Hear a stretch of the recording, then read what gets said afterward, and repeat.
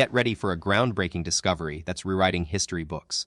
On the Philippines' largest island, Luzon, archaeologists stumbled upon an incredible treasure trove, a stash of ancient rhino bones and sharp stone tools from over 709,000 years ago.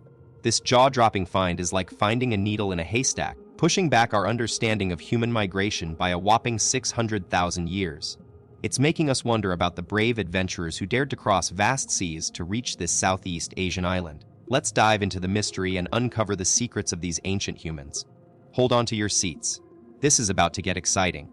We thought we knew when humans first set foot in the Philippines, but it turns out we were way off. A single bone found years ago suggested early humans or hominins arrived around 67,000 years ago. But now a stunning archaeological find on Luzon's island has blown that timeline wide open. What archaeologists recently uncovered is nothing short of incredible: the remains of a massive rhino, with evidence showing it was butchered using ancient stone tools, dating back an astonishing 709,000 years. Yes, you heard that right, 709,000 years ago. This discovery isn't just a game-changer for the Philippines. It's shifting our understanding of human presence in the entire Southeast Asian region by hundreds of thousands of years. The questions are piling up: who were these ancient humans, and how did they make it to this remote island so long ago? So how did scientists figure out just how ancient these fossils really are? They took several samples from the site to nail down a precise age. They looked at the enamel in one of the rhino's teeth and, who wouldn't want to take a closer look at that, as well as quartz grains buried deep within the sediment layers above and below the bones. And what did they discover? The bottom layer of mud dates back an incredible 727,000 years, while the rhino tooth itself is about 709,000 years old.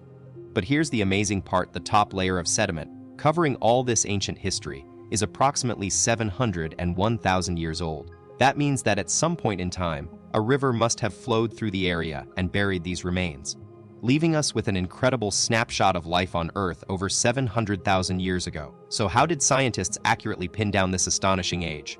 They used a technique called electron spin resonance, or ESR dating. It's all about tracking the buildup of electrons as a material gets hit with radiation over time. But here's what's really cool: while results like these can sometimes stir up debate, in this case, multiple independent experts gave their seal of approval. Alistair Pike, an archaeology expert from the University of Southampton, even went on record saying they got it spot on. So who were these ancient hunters? The fact that they were after massive animals like rhinos 700,000 years ago is mind-blowing. Can you picture early humans tracking down these incredible creatures in the wild? You won't believe how this incredible story started unfolding. It's like a mystery that just got solved. Back in the 1950s, researchers stumbled upon some seriously old stuff on Luzon: ancient stone tools and fossils of massive animals. But they couldn't quite put their finger on when all these relics actually came from. Fast forward to recent digs in northern Luzon, where they uncovered an amazing treasure trove: 57 stone tools and over 400 animal bones. These weren't just any animals, they were monitor lizards, deer, turtles, and a super cool prehistoric creature called the stegodon, which is closely related to mammoths and elephants. And then, out of the blue, rhino remains popped up. Talk about a game changer. This finally gave scientists the timeline they needed. So, who might have left all these clues behind? It's unlikely to be our own species, Homo sapiens, since we didn't show up until way later in Africa. The smart money's on an ancient human called Homo erectus, a super cool early human that first appeared nearly 2 million years ago and made the bold move of being the first of our kind to leave Africa behind. The plot thickens. It seems we're not the only ones who love a good mystery, because Thomas Ingico, the lead paleoarchaeologist, isn't ready to call it quits just yet. He's got us wondering, could those ancient stone tools and rhino remains on Luzon actually be connected to another mysterious human species? It turns out that Homo erectus wasn't alone in Asia during that time. They've got bones found in China and Java dating back around the same era as our rhinoceros friend. But Ingico is playing it cool. He's not jumping to conclusions without some key evidence. So what if I told you there's another contender for these ancient butchers? Enter Homo floresiensis, also known as the Hobbit, a super rare and fascinating archaic human that lived on the Indonesian island of Flores from about 60,000 to 100,000 years ago. This little guy stood only knee-high and had some seriously big feet, all thanks to being isolated for thousands of years. Could it be that these tiny humans were the ones who brought down the rhinos on Luzon? The investigation continues, folks. You won't believe what's just come to light. Back in 2016, two groundbreaking studies in Nature blew our minds with a jaw-dropping discovery.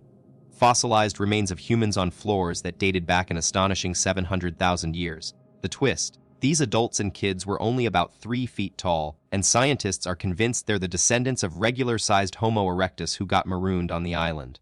This phenomenon is called island dwarfism, where species shrink down when resources get scarce. Now, here's the mind-bending part: could our rhino butchers on Luzon have been these tiny humans' ancient cousins? The resemblance is intriguing, but so far, there's no concrete evidence linking the two. We're still searching for the remains of a human skeleton in Luzon to crack this mystery wide open.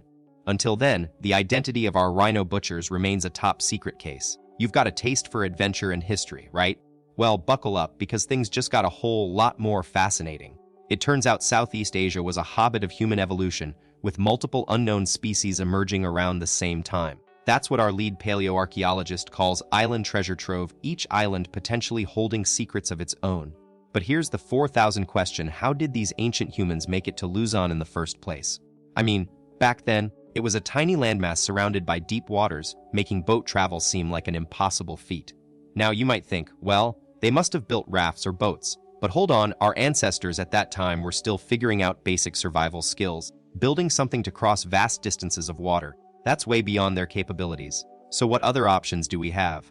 Let's dive in and find out. Here's a twist: it looks like we've been underestimating our Stone Age ancestors' smarts. Meet Susan Anton, a paleoanthropologist from New York University who's shaking things up with her theory. She believes Homo erectus was way more resourceful than we think, and guess what? Recent discoveries show that people living during the Stone Age were actually using boats in the Mediterranean Sea as far back as 130,000 years ago. That changes everything. It means our assumptions about their capabilities might just be outdated. So, did ancient humans really deliberately cross those vast Southeast Asian waters thousands of years ago? Susan Anton isn't so sure. She thinks there might be another explanation for how they made it to Luzon. The question is, what if we've been looking at this the wrong way all along? Stay tuned as we dig deeper and uncover more surprises from our ancient past. Here's the rewritten script. Get ready to challenge everything you thought you knew about our ancient ancestors.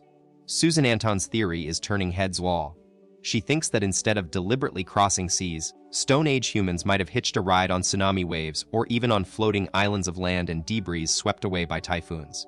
It sounds wild, but as more discoveries surface showing Homo erectus seeking shelter in distant islands, we might need to rethink our assumptions about their capabilities.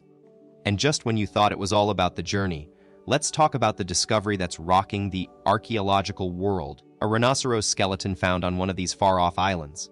This find is rewriting history big time, pushing back our understanding of early human presence in the Philippines by at least 10 times.